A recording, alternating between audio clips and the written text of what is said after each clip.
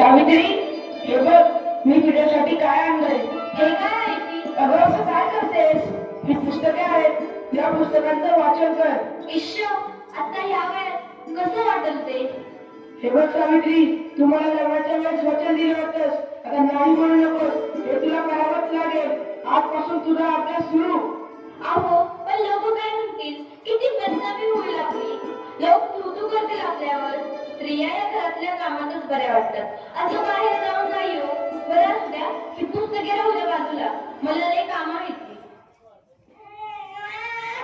अरे बाळा, गप माझ्या सोन्या, तुला काय हवंय? काय रडतेस? अगं बाई, त्याचं अंग लय दाबले. हे पण घरी नाहीत. आता मी काय करू?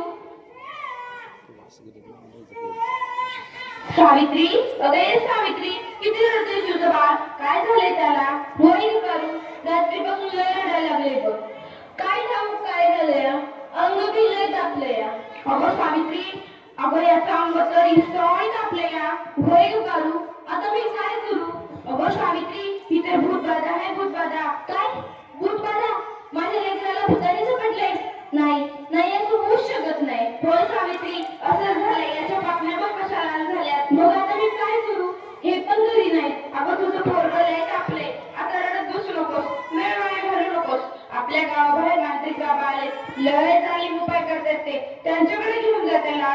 वाटलं तर मी येते तुझ्या संग. होय होय, चल लवकर, माझं लेकरू लय तापलंय. बाबा, ते बघा, एक बाई आपल्या बाळाला घेऊन येत आहे आपल्याकडे.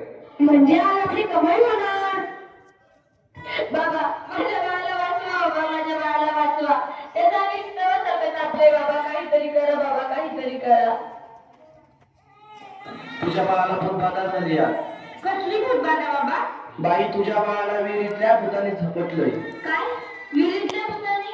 मग काहीतरी उपाय सुचवा बाबा. मी माझ्या बाळासाठी काय पण करीन.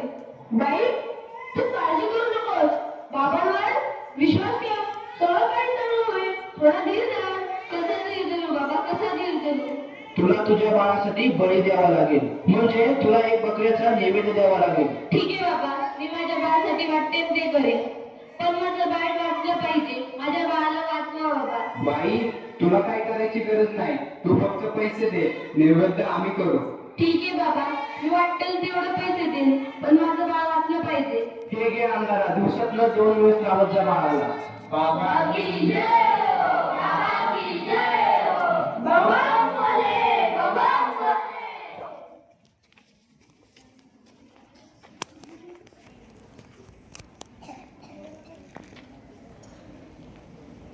अगं बाई, याचा अजून कसं काही ताप कमी नाही झाला? काल बाबाकडे जाऊन पण काय बी फरक पडला नाही. अगं किती रडतोय तो. तुला किती वेळा सांगितलंय त्याला दवाखान्यात घेऊन जा म्हणून, पण तू काय माझं ऐकू नकोस. अहो, ऐका ना, चिडू नका. जरा बघा ना हातात घेऊन. याचा ताप कायच कमी नाही झाला. जरा बघा ना याला काय झालंय ते. त्यावेळी तुला किती वेळा सांगितलं की घरात प्रसूती करू नकोस म्हणून.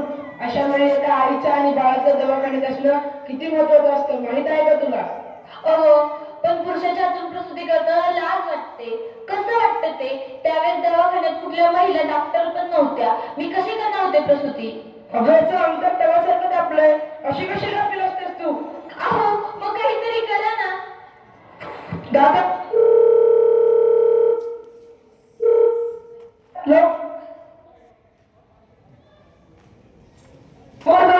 बोलव. हे काय करतेस तू? मी याला केव्हाचा अंगारा लावते. बसकर सावित्री, हा सर्व अंधविश्वास असतो. अहो, जरा विश्वास ठेवा. हे बघा, याचा ताप कमी होतोय. कपाळ पण अगदी थंड पडलंय. या बघा ना जरा. उठ ना बाळा, उठ, डोळे उघड. हे बघ, तुझी मम्मी तुला बोलवतीये. उठ ना पिल्लू, आई तुला आवाज देते. उठ ना बाळा. काय झालं? अहो, याला काय झालं? हा उठत का नाहीये आणि डोळे पण उघडत नाहीये. ए बाळा, उठ ना. काय झालं? अहो, काय झालं याला? हा सास गप्प काय? ए उठ ना बाळा, काय झालं तुला? अहो, बघा ना जरा. मी नाही राहणार, नाही राहणार मॅडम. मी शिकेन, मी नक्की शिकेन. कारण उद्या एखाद्या कोणी आईला उपचाराच्या कमतरतेमुळे आपल्या बाळाला मुकावं लागणार नाही. मी शिकेन, मी नक्की शिकेन. शाबास सावित्री, शाबास. मला तुझ्याकडून हीच अपेक्षा होती.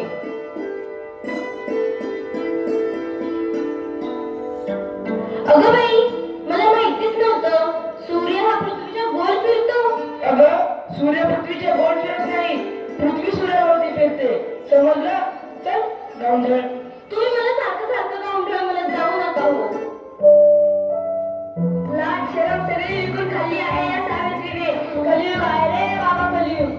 उद्या डोक्यावर मिऱ्या वाटेल तेव्हा कळेल या सुभद्रावांना असं कोणी आपल्या वेळेला शिकवतं का? सगळं जग नष्ट होईल. सुभद्रा काय झालं? या समाजाला घाबरलीस की काय? हे तर तुला आयुष्यभर सहन करावं लागणार आहे. नाही, मला आता कोणी काही म्हणू दे, मी आता मागे हटणार नाही. मी शिकेन, मी नक्की शिकेन. मग चल माझ्या बरोबर. पोस्टमॅन, सुभद्रावांचं घर हेच आहे का? तुमची दिल्लीहून तयार आलीये. सावित्री, तुला दिल्लीवरून तार आलीये. तुला दिल्लीला जावं लागेल. तुला दिल्लीला पुरस्कारासाठी बोलवलंय. तुझा सत्कार होणार आहे. काय? आज हे फक्त तुमच्यामुळे शक्य झालं, नाहीतर मी एकटी काहीच करू शकले नसते. Congratulation, keep it up. महिलांचा सन्मान वाढवला तुम्ही. आज माझ्या हातात ती डॉक्टरकीची पदवी नसून उद्याच्या त्या सोनेरी क्षणाची चावी आहे, ज्याच्यावर आजपर्यंत फक्त अंधविश्वास व नकारवक्तेचे कुलूप लागले होते. माझ्या देशात अशा अनेक महिला आहेत ज्यांची स्वप्न चुलीच्या धुरात होऊन गेली आहेत.